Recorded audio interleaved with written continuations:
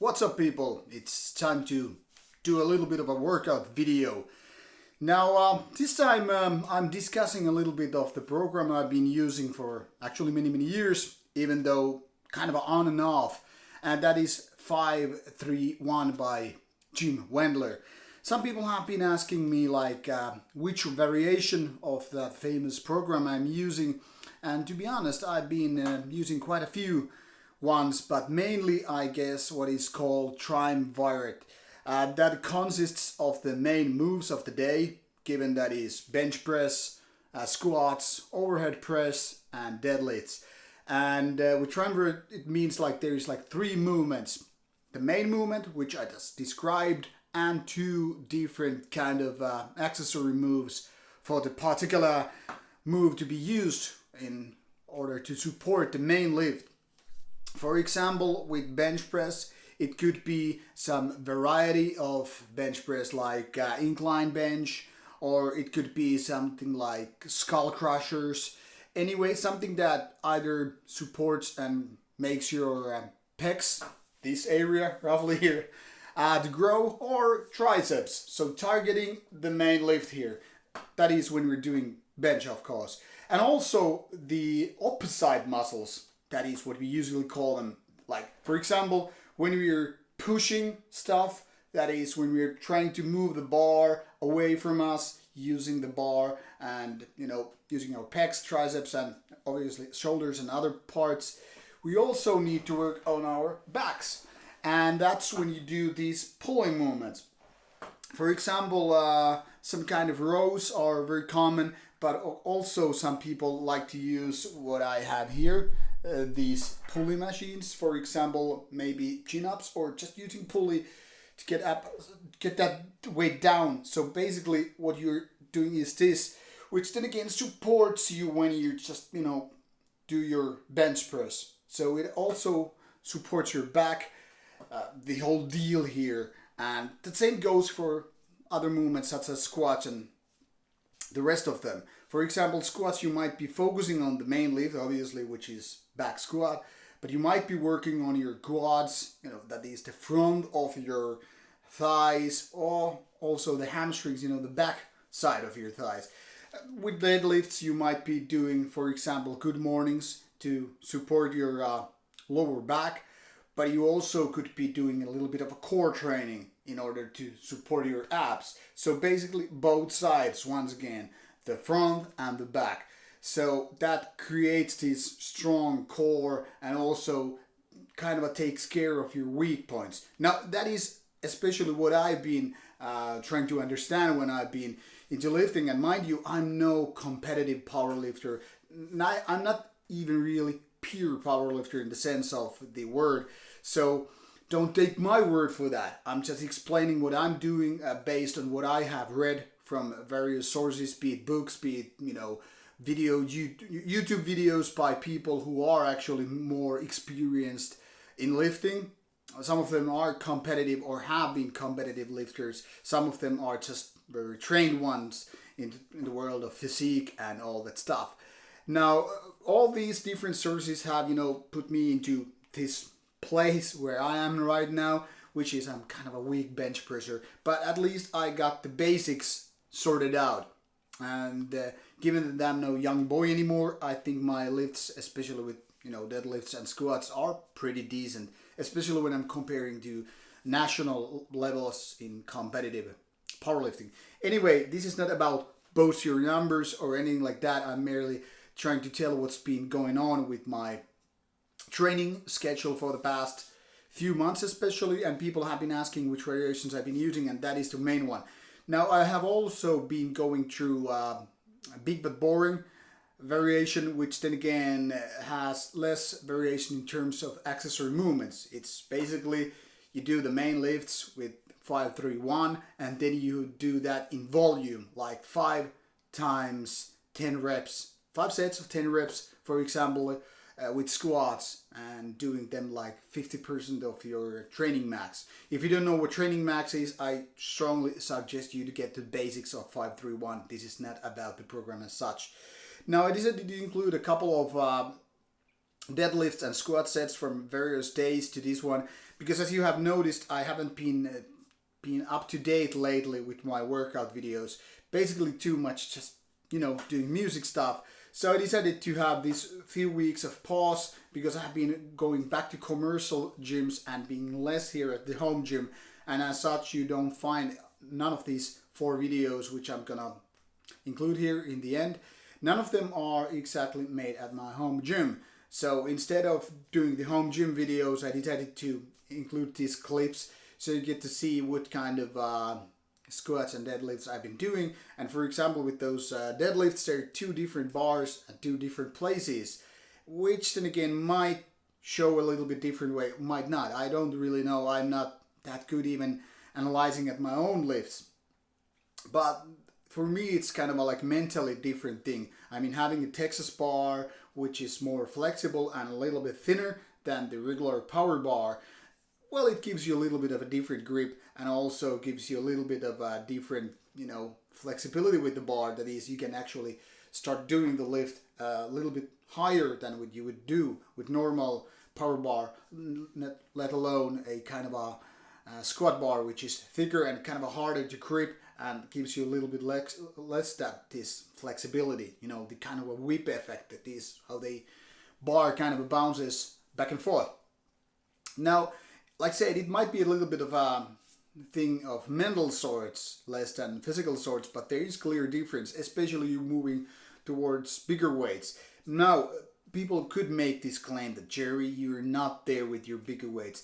I even read this one meme kind of a thing about deadlifts and different kind of bars, so saying basically something like, if you're not lifting like 600 pounds, or whatever it's kilos, like 270, something like that, like who cares what kind of bar you're using?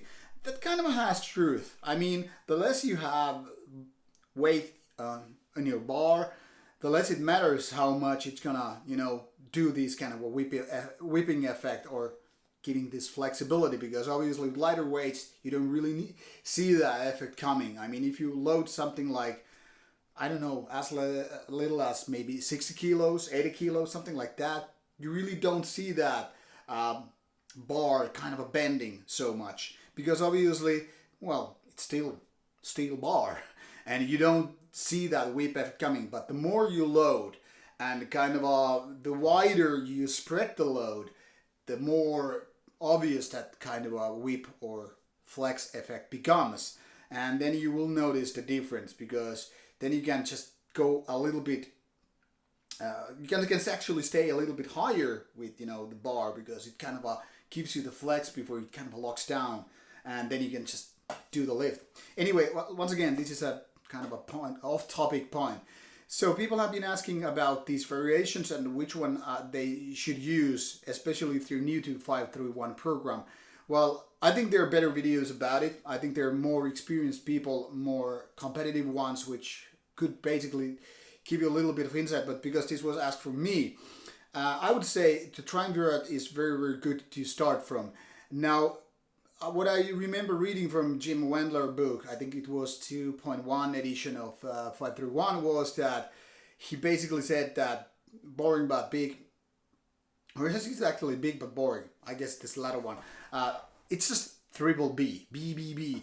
The point here is that he made this claim that boring version is the most popular, I guess, because people kind of want to grind and become bigger. And it's not so given with powerlifting. Like, so many programs have these ideas that you do have the kind of a muscle growing program period.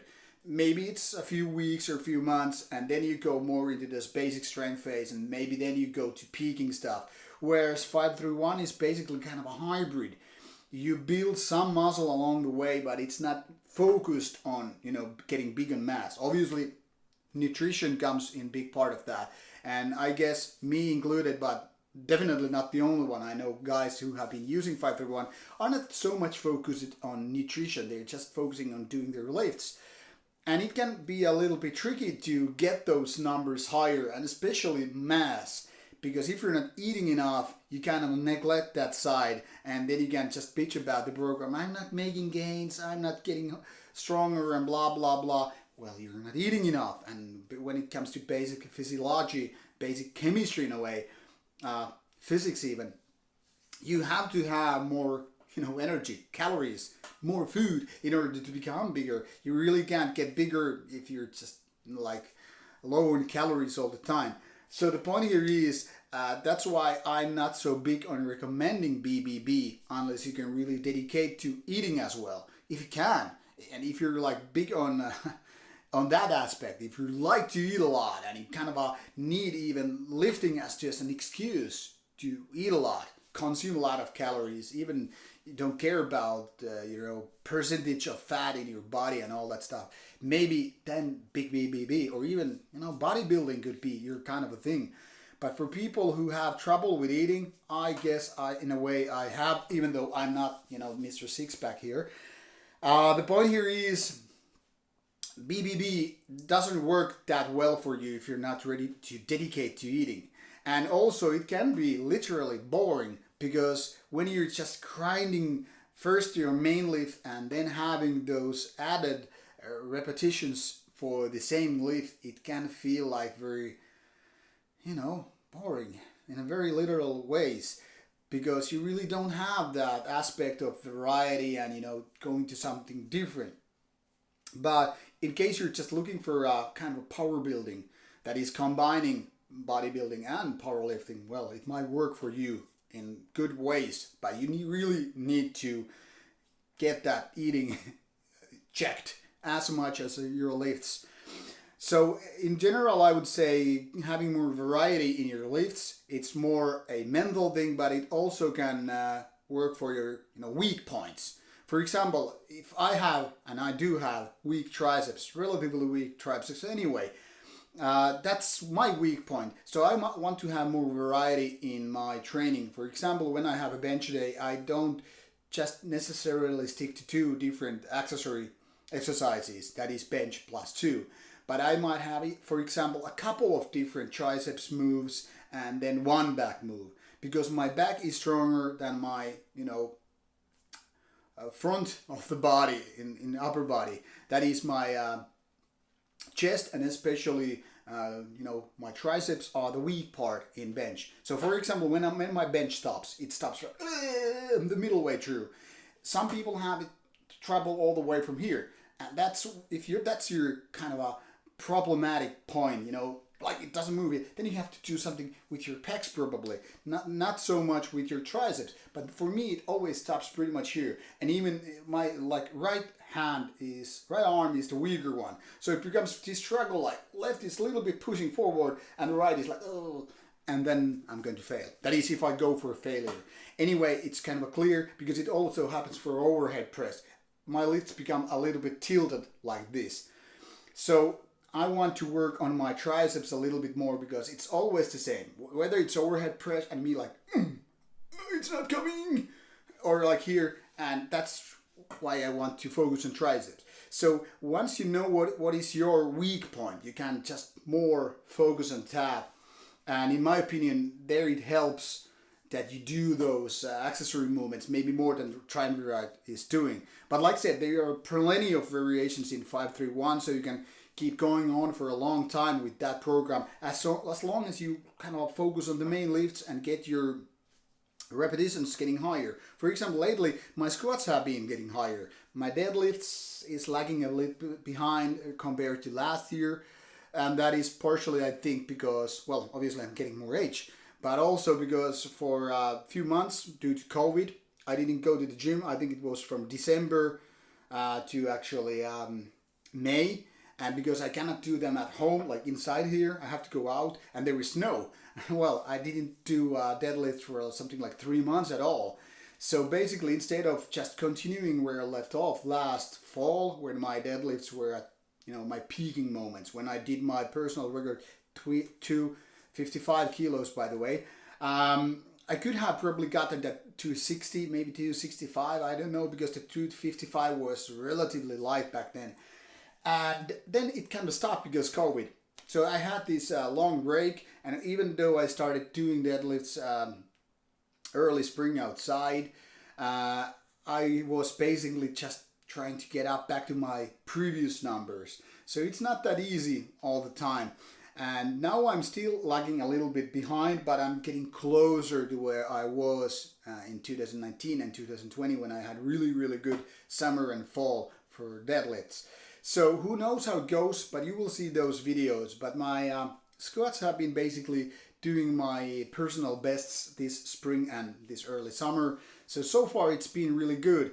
And my bench is basically right there. I mean, I'm on the verge of having a new personal best, or PB, but not yet done it because I'm actually not peaking for it. I'm just doing a normal routine. And when it comes to my overhead press, well, to be honest, it was like 2 or 3 years ago when I made my personal best. I haven't been able to crush it. So that's where I'm definitely lagging behind, and then I don't really know at the moment how to fix it. Apart from that, just work on those triceps and get that last part, getting done. Now this week was better than the previous one. I was having kind of a hard time with all the movements, and that's when I had this actually week at my home gym. And for some reason, maybe it was because of this heat, I don't know. I'm not trying to find excuses, but usually they are pretty much kind of a given, like you didn't eat properly, you didn't sleep properly, and that's where those percentages kind of get shaved off. Like for example, if you're at like really good day, ready to kill it, that's when you might be at your 100%. But eat a little bit too little, or don't eat good ways. Maybe you eat like not enough carbs or whatever, and then I feel the decline, and it might be shaving some 3% from that. And lack of sleep, maybe I did sleep 30 minutes less than previously. That might be another 5% cut off. So when you combine them, you, instead of 100%, you will find yourself at maybe 92 or whatever. It might be 85, who knows. So the thing here is, when you just start skipping with your sleep and your nutrition, especially when you're older, I mean in your 20s, you probably are immortal. You don't need to eat and you don't need to sleep, and you're still making gains just by breathing air and going to the gym. I never got to experience that by myself, but anyway, but as you get older, things become harder because your age is already pushing you down with your numbers. You're getting weaker by every minute. Not like that, but I'm exaggerating here a bit. So for example, now that I'm at 45, it's clear that I'm not in my peak years anymore. So pushing those extra numbers and trying to make new personal records gets really, really hard. But it's not impossible. It just means that I really have to get that beauty sleep, and I really need to think about a little bit of my nutrition, the food I eat.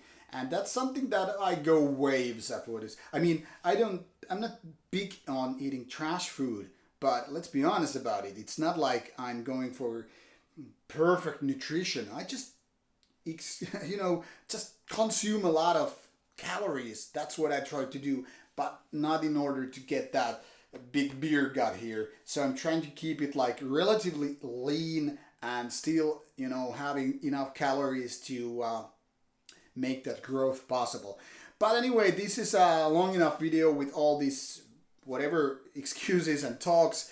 So I'm gonna stop it here, and now I'm gonna include the couple of squat and deadlift videos in the end, so you have actually see some workout instead of me just rambling around at my home gym. And should you have more questions or opinions or whatever, just give them. You can be critical or whatever, maybe you should be.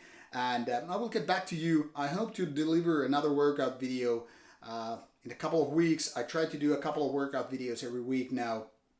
But let's see how it goes, because at the commercial gym, I feel a little bit, weird having my camera set up here, this smartphone and microphone thing. But maybe I can actually do something. It's kind of hard to, take videos of bench because I would be laying around and you can't really set up the camera like that. But I'll try to figure out something. At least I can take these videos of overhead press, deadlifts and squats. So at least those I can include. But let's see if I can have some accessory movements. Oh yeah, there's one accessory movement included in this one. I wanted to include that because of the funny name and because it does really good for your hamstrings. and as such supports your squats and deadlifts. So if you can get that at your home gym or local gym, do it. It's a really good variation and it can be done with free weights. You don't really need that machine I'm using in the video, but it's strongly recommended and not recommended by me only. There are a couple of competitive lifters who could vouch for that machine or move also. Anyway, thanks for checking out with me, and give those videos a look and let me know what you think. See you soon, and let's get to those videos. Alright, here you have this first squat set, which is 207.5 kilos. This was my rep max lift with that given weight back then. This was done in about 20th of May, and considering that I already did better version about a month later, it seems like my squats are going rather well. It ends a little bit abruptly, but 4 reps for this weight. Gotta say, I was quite happy about it. Here we have my normal power bar deadlifts here. I think this was 227.5, and given that I've actually done some 8 reps with Texas bar with this weight, well, this feels quite weak. But like I said, different bar, and I have been indeed lagging behind a little bit. Versus this one, which was done a week ago, and this one features Texas bar with competitive plates, and it's 6 reps for 220 kilos. So it seems like quite a bump up from that 4 times 227, in my opinion. At least there should have been 5 for that to be comparable with this particular video, but obviously day-to-day changes and different bars. As you can see, the last rep gets a little bit tough. Now this is my latest previous personal best set with squats, so this was actually done earlier this week, whereas those couple of first videos were like done about a month ago, well, 3 weeks ago roughly, give it a take. And here you can see me doing 212.5 kilos with squat. And as you can see, once again, I'm really starting to struggle with the last set, and I don't know if the depth is exactly enough, but it is what it is. No excuses to be made. Just pointing out that when you really start to get tired and exhausted, you know, lifts will suffer in terms of technique. But I'm really happy about it nevertheless. Also see the struggle setting up the bar back to the power rack. This is Glute Builder. I love the name, and I wanted to include this accessory lift because I indeed had my camera with me, and it looks kind of a goofy. It's a variation of hip thrust. I think this first video, well, this is the only video of this move, but this video has some 140 kilos if I'm not mistaken. I did a couple of more sets with that. Alright, so this was the latest addition that I didn't even plan, but added because it was my personal best set. 6 reps with 230 kilos, so I'm really happy about it. This was done Saturday, so it's very fresh. With this video, I shall call it a day. Let's see you with more workout videos later on. Take care, stay strong, stay healthy.